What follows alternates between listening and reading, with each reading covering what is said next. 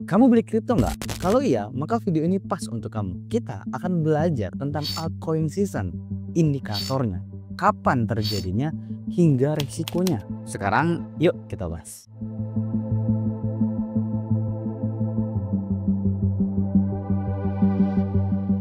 Altcoin season adalah kondisi di mana performa alternatif koin kayak Solana, Ethereum, Cardano, dan lain-lain lebih bagus daripada Bitcoin. Bisa 2 kali hingga 10 kali juga possible banget. Biasanya altcoin season itu terjadi karena para trader dan investor mulai pindahin dana mereka dari Bitcoin ke altcoin. Alasannya tentu macam-macam ya, mulai dari harga altcoin yang lebih murah, potensi cuan yang lebih gede, hingga dengan harga Bitcoin yang stagnan. Contoh altcoin season yang pernah terjadi adalah tahun 2021. Waktu itu dominasi Bitcoin atau Bitcoin dominance itu turun dari 72% menjadi 40% pada Mei 2021. Altcoin kayak Solana, Polygon, dan Axie Infinity itu langsung meroket gila-gilaan. Nah, ini menarik. Gimana caranya kita bisa tahu bahwa altcoin season lagi jalan? Sebenarnya pertanyaan ini juga pernah ditanyain ke aku di salah satu video YouTubeku.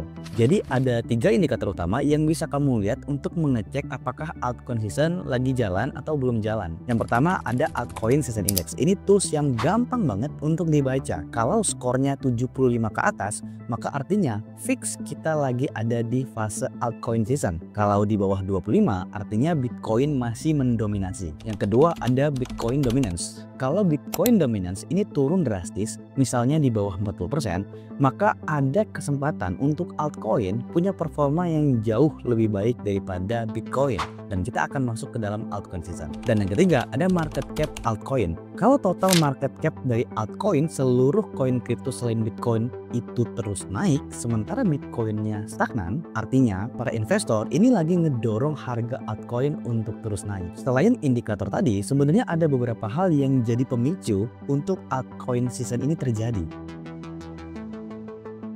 Yang pertama, adopsi teknologi baru. Misalnya ada trend DeFi tahun 2020 atau NFT tahun 2021. Waktu itu, altcoin yang mengadopsi teknologi ini kayak Ethereum dan Solana itu terbang gila-gilaan. Kedua, keuntungan dari Bitcoin mengalami stagnan. Ini membuat para trader dan juga investor mindahin duit mereka dari Bitcoin ke altcoin karena punya potensi untuk memberikan keuntungan yang lebih besar daripada Bitcoin. Contohnya waktu Ethereum rilis London Hard Fork, harga ETH ini langsung naik karena adanya fitur pengurangan supply dari ETH.